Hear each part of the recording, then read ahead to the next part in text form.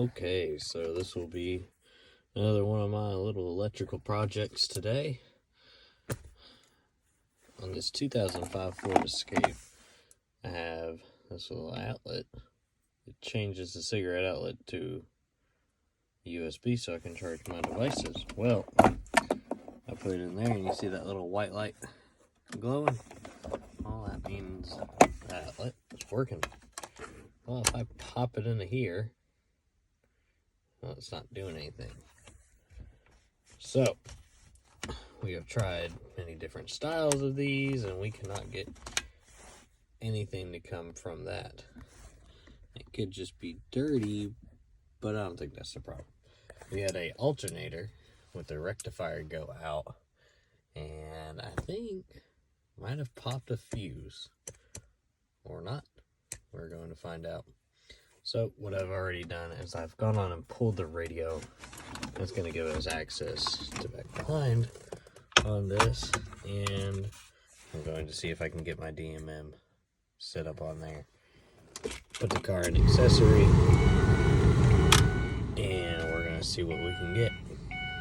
Alright, so when I got that connector pulled off the back of that outlet right there, got my two probes on the connectors, and as you can see, we have 2 millivolts, so it is as close to zero as it is gonna get, and it is an accessory, so we should have, actually I'm not exactly sure what should be coming through, but it should be, closer to 12. It should be closer to 12. So next thing we're going to do is we're going to check our fuse box and see if we can locate any fuses that are bad. Alright, so we have our little interior fuse panel here. There's also one underneath the hood. Pop it off. There's our fuse box right there. Now, I do have the owner's manual for this vehicle. For some reason, Ford found that it was better to just number all of the fuses instead of actually putting what they are on the backside. I guess that's why we stick to Chevy. So, as you can see here, somebody has already highlighted a fuse, F12. That is for the radio. Now, I do know that this car had a factory radio in it, but the factory radio that came with the car actually went out, so they replaced it with another factory radio for some reason. So, let me see if I can get better light on this, but a little too much. Alright, right there, cigarette lighter, 20 amp fuse, and it's going to be in spot 24.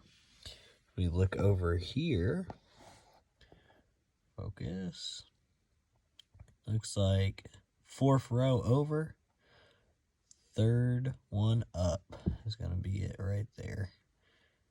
So, now all we have to do is see if we can get this pulled. Grab my wire strippers that have those pliers kind of built into the end here. So that is going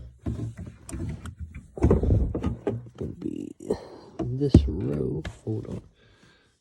It is 1, 2, 3. It's going to be this yellow fuse right here. Let's pull. And let me see if I can get it to focus on that. Well, hold on. Ooh. There we go. The fuse is bad.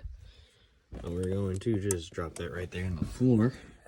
Take a trip around the car. Let's go over here. Now, if you are any child or person that goes to a junkyard, I'm sure everybody is going to have a box like this.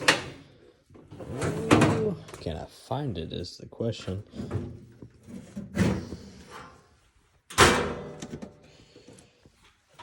Good news, I found a little box of fuses. You can go to any junkyard in America, pretty much get a bazillion of these things for like $1. They honestly do not care. I have just walked out with tons of these in my pocket, honestly. And there we go. Here's another yellow 20 amp. I'll take this over to the car. Ooh, a little close golf cart. Yes. Go on and put this back in here.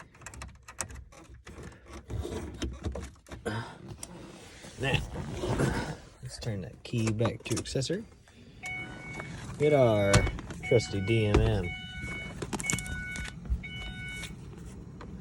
Let's go on and put it. Get set back up in. Go on and get our. Let me switch hands for this.